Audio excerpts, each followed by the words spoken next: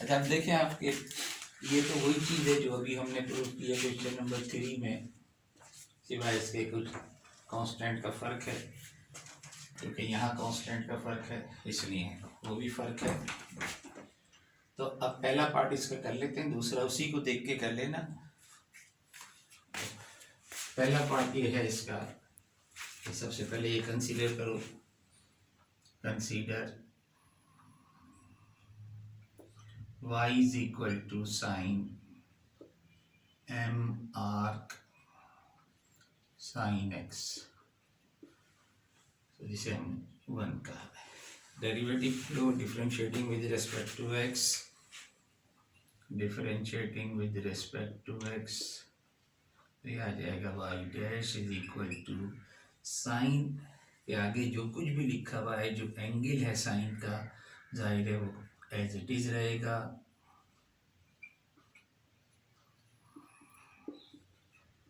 then multiply by the derivative of the angle, m तो constant है, m ही रहेगा, आर्क साइन का मतलब है under root 1 minus x square.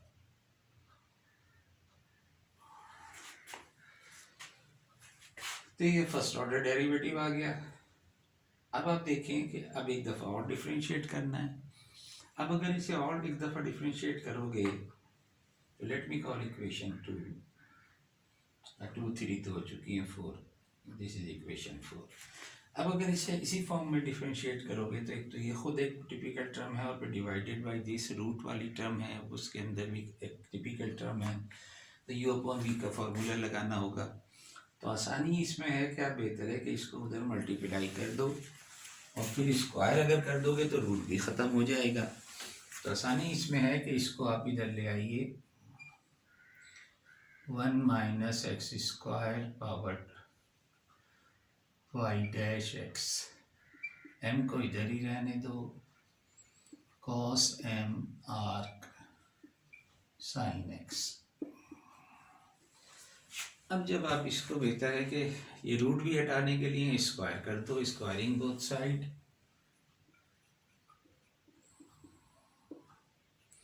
तो ये रूट यहाँ से ख़त्म ही हो जाएगा और ये वाई डैश का स्क्वायर और ये एम स्क्वायर और ये cos square M arc sine x. अब जब डिफ्रेंशिएट करोगे तो यहाँ u इंटू वी का फॉर्मूला लगाओगे, इसको ऐसे ही रखो, इसका डेरिवेटिव लोगे तो पहले तो पावर है 2y डैश, y डैश का डेरिवेटिव लोगे तो y डबल डैश। अब y डैश स्क्वायर को ऐसे ही रखो, इसका डेरिवेटिव लोगे तो -2x, तो ये तो आ गया लेफ्ट हैंड साइड का डेरिवेटिव। राइट हैंड साइड में एम स्क्वायर तो कांस्टेंट है, होल स्क्वायर का फॉर्मूला तो 2 cos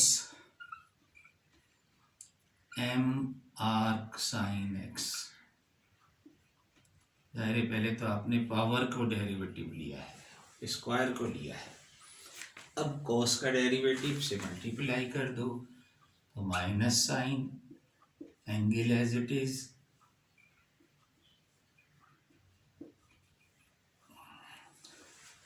फिर मल्टीप्लाई बाई एंगल का डेरिवेटिव जो भी आप निकाल चुके हो, m upon under root 1 minus x square. तो राइट हैंड साइड ज़रा बड़ा हो गया, लेकिन लेफ्ट हैंड साइड का डिफ्रेंसिएशन आसान रहा। इस यहीं से अगर डिफ्रेंशिएट करते तो हो तो जाता इससे भी, लेकिन ज़रा टिपिकल हो जाता आप लोगों के लिए। अच्छा अब देखो, लेफ्ट हैंड साइड पे आपके पास ये है, राइट हैंड साइड पे आपके पास ये है, तो देखिए लेफ्ट हैंड साइड में 2y डैश तो कॉमन निकल सकता है, और अगर आप राइट को गौर करें तो ये है y डैश की वैल्यू। तो आप देखें कि ये सारा अगर आप इकट्ठा कर दोगे, ये ब्लू लाइन वाला, तो ये और ये सेम चीज़ हो जाएगी, cos M arc sine multiply by M upon this. तो ये जो है इसको आप रिप्लेस कर सकते हैं y डैश से, ठीक है, और ये जो है नेगेटिव के अलावा जो चीज़ है वो वाई है। तो अब मैं ज़रा इसे, ये वाई डैश है, इसकी जगह आप वाई डैश लिख दें, इसकी जगह आप वाई लिख दें, तो देखें क्या आ जाता है आपके पास। लेफ्ट हैंड साइड से भी आप 2y कॉमन ले लो, तो 2y जब आप कॉमन ले लेंगे यहाँ से तो आपके पास बचेगा 1 minus x square y double dash, और यहाँ माइनस के साथ एक्स वाई डैश। ये तो रहा लेफ्ट साइड पे, और राइट साइड पे आप देखें कि ये माइनस बाकी बचेगा, ये माइनस वाई हो जाएगा, और ये 2y डैश हो जाएगा, और एम स्क्वायर ये है, यानी -2m² वाई डैश इस तरफ आ जाएगा। तो इतनी बड़ी टर्म जो थी राइट हैंड साइड की वो बस इतनी सी रह गई, y y dash, y y dash. ठीक है भाई, तो ये जो 2y डैश आपने कॉमन लिया था ये इस तरह से कैंसिल हो जाएगा कि इस y डैश को y डैश के साथ कैंसिल कर दो, 2 को 2 के साथ कैंसिल कर दो, जो बाकी बच जाए उसे लेफ्ट हैंड साइड पे ले आओ।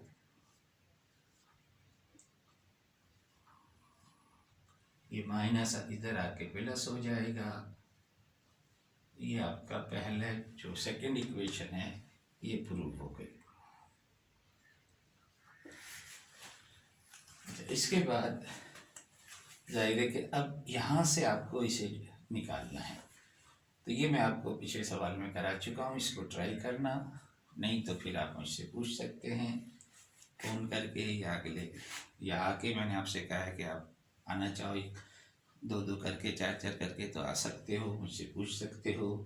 तो ये बिल्कुल उसी तरह से आगे होगा जैसे अभी हमने क्वेश्चन नंबर 3 किया है, यहाँ तक हमने प्रूव कर दिया। अब मैं थोड़ा सा एक चीज़ और कराना चाह रहा हूँ, ज़रा सा हिंट दूंगा मैं, उसका भी आपको वो सवाल और ये सवाल एक ही जैसा है। तो अब होमवर्क, क्योंकि इसमें सिर्फ 4 सवाल हैं, वो कर लेना, मुकम्मल कर लेना उनको। शुरू के 2 सवाल तो ज़ाहिर है 2-2 आपको फंक्शन दिए हुए, यहाँ जनरलाइज फॉर्म थी। अच्छा, दूसरे ये कि एक्सरसाइज है, आखिरी एक्सरसाइज है चैप्टर नंबर 3 के सबसे आखिर में, चैप्टर 3 के आखिर में एक एक्सरसाइज है तो वो किसी और आर्टिकल की, लेकिन उसमें लेबनीज़ थ्योरम की एप्लीकेशन है। That is on page number 126।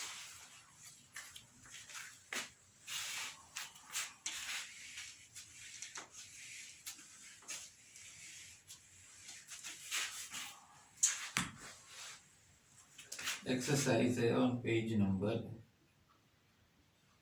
126। इसमें देखें, इसमें भी 4 सवाल हैं, और ये 4 सवाल जो हैं पूरा नहीं करना आपको सवाल, बल्कि शुरू के जो 3 लाइनें हैं आप देखेंगे कि वो लेबनीज़ थ्योरम की हैं, और उसके बाद की जो लाइन है वो एप्लीकेशन है।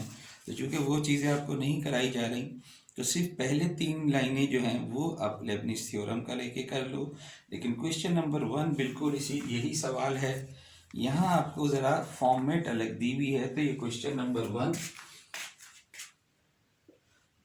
का मैं ये फॉर्मेट बना देता हूँ, बाकी यही चीज़ें जो है वहाँ भी मौजूद हैं, आधा मौजूद है, आधा कर लेना ये वाला जो है पार्ट।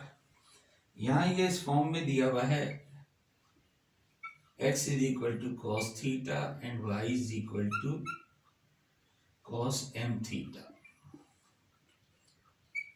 और आपको ये प्रूफ करना है जो 1 minus proof that 1 minus x square y double dash minus x y dash plus M square y is equal to 0। और इसके बाद जाहिर है आप ये प्रूफ ही करोगे इसके लिए, तो वही चीज़ इसके नीचे आ जाएगी जो बुक में नहीं पूछा आपसे, लेकिन मैं आपसे कह रहा हूँ कि वो भी कर लेना। तो अब ये सवाल ऐसा कैसे बनेगा वो आपको मैं करा देता हूँ कि इस सवाल से ये कैसे आ जाएगा। जाहिर है अगर ये सवाल इसी तरह लिख लिया जाए तो जब आप करोगे तो इसी तरह से करोगे जैसे अभी हमने किया, तो ये चीज़ आपके पास हासिल हो जाएगी।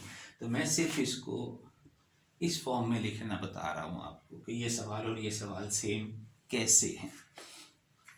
तो देखिए एक्चुअली एंटर में आपने पढ़ा होगा पैरामेट्रिक रिप्रेजेंटेशन। तो ये पैरामेट्रिक रिप्रेजेंटेशन है, थीटा इज द पैरामीटर। इसमें हम क्या करेंगे कि x की जगह यहाँ से थीटा निकालो, यहाँ से थीटा निकालो और यहाँ पुट कर दो। Consider x is equal to cos theta. इसका मतलब है theta is equal to arc, जिसे हम कॉस इनवर्स कहते हैं, cos x। Arc cos x या cos inverse x, this is called arc cos x। अब ये वैल्यू थीटा की, ये वैल्यू इसमें पुट कर दोगे तो कॉस m थीटा की जगह आ जाएगा आर्क कॉस x। तो देखेंगे वो उसी पैटर्न पे आ गया, वहाँ दोनों साइन थे, यहाँ दोनों साइन थे, यहाँ दोनों कॉस है। तो सवाल ये उसी जैसा सवाल है, इससे आगे बिल्कुल वही जो काम अभी हमने किया है इस क्वेश्चन में। तो ये जब आ जाएगी ये और ये सेम चीज़ आपको नज़र आ रही है। तो जब ये दोनों सेम चीज़ हैं तो जब इसे आप करोगे जो काम वही ये चीज़ है, तो इसके आगे भी इसे लिख लेना, हेंस प्रूव। मैं लिख दूं कहीं तुम कहोगे सर ये तो आपने कहा नहीं था। ये बड़ा मसला होता है कि जो हम कह देते हैं तुम लोग फिर बाद में मानते नहीं हो, तो उसके बाद ये भी प्रूफ करना है।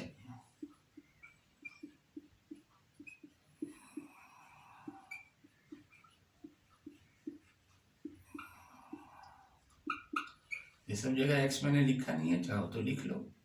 शुरू में तो लिखा था लेकिन बाद में मैंने यहाँ एक्स लिखा नहीं है। Where is the function of x. हमारा एक आर्टिकल था जो मुझे कराना था, तो डिफरेंशियल इक्वेशन, डिफरेंशियल कैलकुलस का ये पोर्शन, और एक आर्टिकल, ऐसे तो जाहिर है बहुत कुछ है लेकिन चूंकि अब सेमिस्टर ख़त्म हो रहा है, वैसे भी शॉर्ट सेमिस्टर रखा था, तो एक आर्टिकल और है जो इनडिटर्मिनेट फॉर्म, वो इंशाल्लाह फिर नेक्स्ट क्लास में। अल्लाह हाफिज़।